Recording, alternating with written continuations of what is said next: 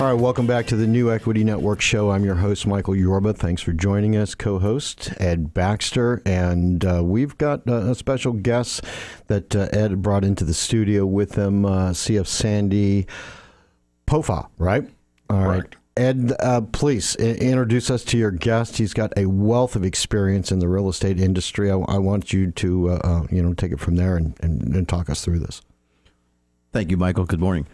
First, I'd like to just acknowledge the fact we have what I consider an outstanding historical look at the real estate in Dallas, and one of the players in that space for a number of years, here to give us a lot of information about today's market, tomorrow's market, what opportunities are available today, and also give us some information on the inside, an inside look at what real estate and development like in Dallas has been over the last 30 or 40 years. So welcome to the show, Sandy. Thank you very much, Ed.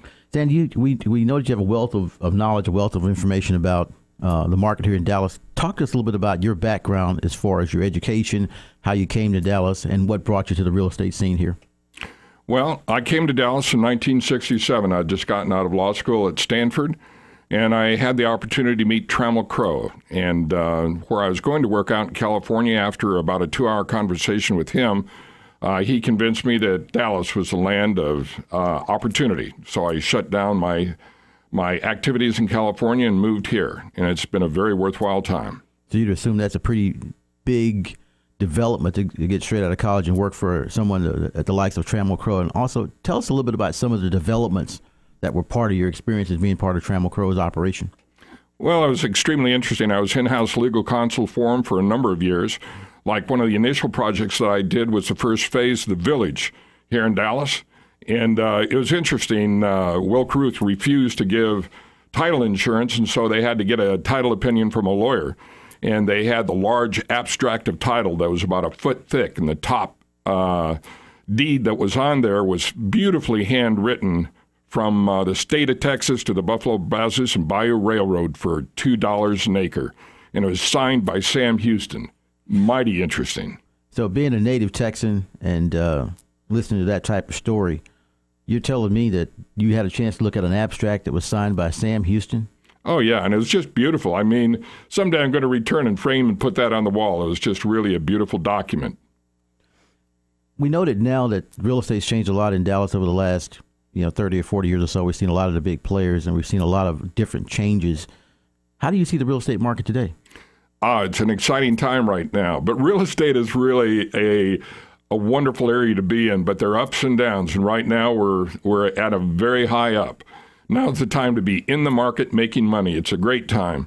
But once again, as much as enthusiasm and all else, we need to know in another 2 or 3 years it'll be headed south. So we make money while it's here. Let me jump in there for a second. Why do you say it might be headed south in a couple of years? It is extremely cyclical. That's just the way real estate is. I think if you take a look at the markets, I remember when we thought there was no end in sight. It was straight up. And then about 2 or 3 years later, everything was at about 40% of value. But that's just the nature of real estate. Actually, it's the nature of business. So when it's doing well, we have to be putting sort of one foot in the accelerator, but we have to know the brakes there, and we have to be wise coming and going. So are you starting to take chips off the table at this point? And what do you see as some of the the telltale signals that maybe we could be headed for a turn? There's got to be some internals that you look at. The first thing to look at is when everybody thinks that it is great, that a $10 foot of property is going to be worth 15, is going to be worth 20. That's the time when there's absolute acceleration up in prices. That is the time to be watching and being careful. That doesn't mean the time to get out of the market, but that means put part of your money in and keep some on the sidelines, because it will change. Okay, so irrational exuberation starts to take hold. People get a little too enthusiastic about it. Okay, got it. Sorry about that, Ed. Please continue. No worries. Sandy, over the time that you've been in Dallas and looked at real estate in general, are there particular types of assets that you tried to target over time? Different types that are especially good. They're both the large projects and the smaller ones. I found the smaller ones to be a little less risky, that you can get a little bit more quickly in and quickly out. Although I've had a couple large projects. I bought Texas Steel over in Fort Worth, and that worked out to be extremely well. Not as a steel company, but taking the buildings down and selling the property to XTO Energy for drill sites. So you would see a multi-use of the properties you bought in lieu of just the original use that you had in mind for it, having bought the property. Can you kind of expound on that a little bit? Sure. I bought Texas Steel to have a large Hispanic shopping center over there. And as we got into it, all of a sudden we could see the market starting to change. And thank goodness XDO came by and wanted to buy it for drill sites. And as I smile, I'll take dumb luck over brilliance any day. One thing you mentioned earlier, you talked about the village, you talked about the abstract being signed by Sam Houston, you talked about the development process. When you look at something or an opportunity as big as that one was, what do you think your biggest lesson was in being a part of that transaction? Consistency. That's one of the biggest things, is that do your homework. I did my homework. I stayed on top of it. I knew what was going on. And that, I think, is one of the biggest things, is do quality and be consistent. You mentioned consistency. Kind of expound on that for us. Give us an idea. What does it mean to be consistent in real estate? Consistent, be there, be present. When I was at Lincoln Property Company, it was extremely important to do my homework when I was there at a closing, to have the I's dotted and the T's crossed, be prepared. So you would say, even as being the chief legal counsel at Lincoln Property, you still had to get your hands dirty? Very definitely. I did all the pro formas. My name's Sandy Pofahl, and Bill Cooper, who is my boss, nicknamed me as Sandy Proforma, because I did all the pro formas of the project. It was sort of quote-unquote beneath me as a Stanford attorney. On the other hand, the more I did that, the more invaluable I became. It was just putting numbers on paper, but all of a sudden people depended on me. Would you say that foundation of doing the pro formas and understanding the need for a standardized cash flow for real estate gave you insight into how you do it today? Oh, very definitely. It did. It was an excellent education. So this grunt work that we do when we're young really comes through over our lifetime if we really focus and do a good job at it when we're called upon. Would you argue that would be beneficial for most new or younger real estate investors today? Absolutely. Research it well, and the time you spent now is very worthwhile as you build for the future. One thing that stands out when we look at some of the projects we've been involved in, we've seen a number of houses, a number of apartment complexes, a number of different shopping centers. Is there a particular asset class that you like most? For me, there are two, and that's just because I've become familiar with it. One is retail and the other one's residential.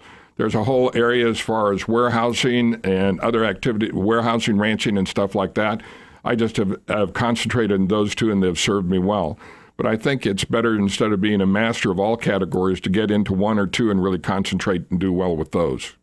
Do you have any key criteria or metrics that you like to see for a project that you deem to be opportunistic or one that you'd be interested in being involved in?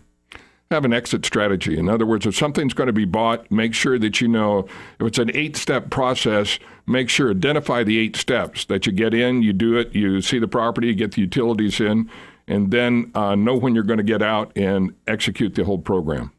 So what you've essentially said is you want to look at the end before the beginning. You want to know what the exit strategy is and what opportunistic or opportunities are available to you getting out of the property before you actually buy it? Correct. I know where I'm going with it. And there's some great guys that I've met during the time, some great mentors during the time that I've been in real estate.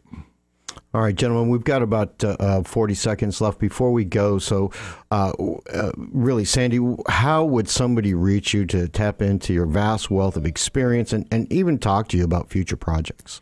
Email is an excellent way, cfsandy@gmail.com, cfsandy@gmail.com. But I'd be interested in other people's experience as well. All right, great. All right, and on the other side of this break, we're going to get into pockets of opportunities and other in-depth questions with Sandy Pofahl, right? Correct. All right, thank you.